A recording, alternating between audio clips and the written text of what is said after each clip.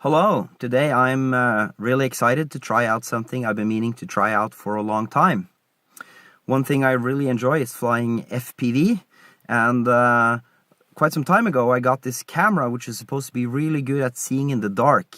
It's called a Runcam OWL, and I haven't been able to try it properly. And a lot of FPV cameras can see fairly well when the lighting conditions are bad, but this one's supposed to be particularly good. It's not a night camera, but it certainly is supposed to be good for low light conditions. Basically, you can divide FPV airplanes into one of two categories.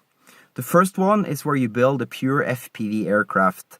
That usually means that you install everything permanently in the aircraft, and there's usually quite a lot of advanced electronics like autopilots and return to home and GPS functions.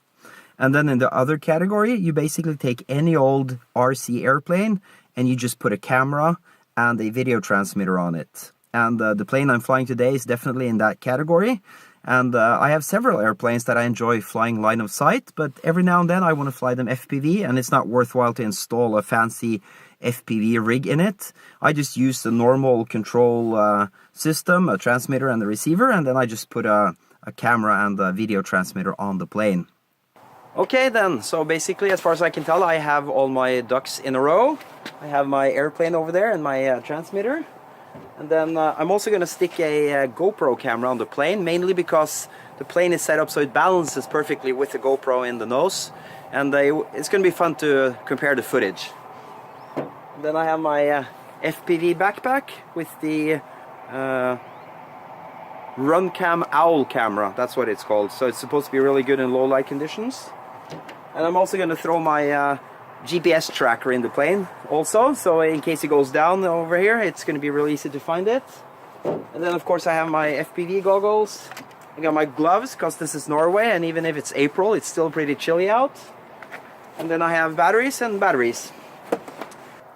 Now, before anyone gets on my case about this, I have thought this process through. This is at an industrial area. There's not going to be anyone around at this time of night. And the area is surrounded on 4 sides by well-lit areas, so it's going to be quite easy to keep orientation. And if something should happen, I have calculated where I want to ditch the plane, so everything should be good to go.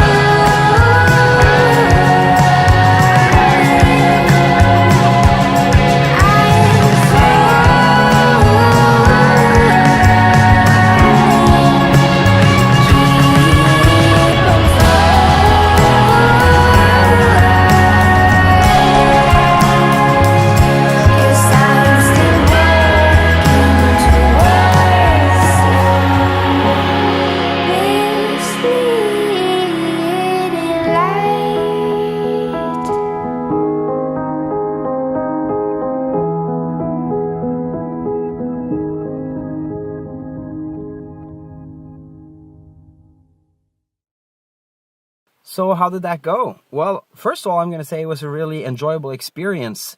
Now, how much better this camera is in low light conditions than an ordinary FPV camera with a wide angle lens, I can't really say for sure because I didn't make a comparison, but the image was satisfactory to fly, definitely. I would love to try it somewhere where it's pitch black, or just moonlit, because I think the camera gets thrown off by the lights from the streets surrounding the area, so that the sensor is desensitized, and then the darkest parts aren't magnified as much as could have been. So I'd like to try that, and also I would love to try this in the wintertime sometime, where the snow is reflecting whatever light there is, but unfortunately for this season it's pretty much too late for that. One issue I had was that the camera switches from colors to black and white when the light passes a certain threshold level. Now, normally this wouldn't be an issue, because if you're flying in the evening, then the transition from light to dark goes by very slowly. But in my case, I flew underneath some street lights, and then the camera flickered between colors and black and white. And there's some distortion in the image just as this flickering happens. So that's one thing to be aware of, but it wasn't a big deal, and the camera worked just fine. Now, in the future, I'm going to try a Runcam Night Eagle that I've ordered, and I can't wait to try that one. That one is supposed to be like 10 times more light sensitive than this one. It's all black and white, even if you use it in the daytime, but it should be good fun to try. So stay tuned for that. Thanks for watching. Bye-bye now.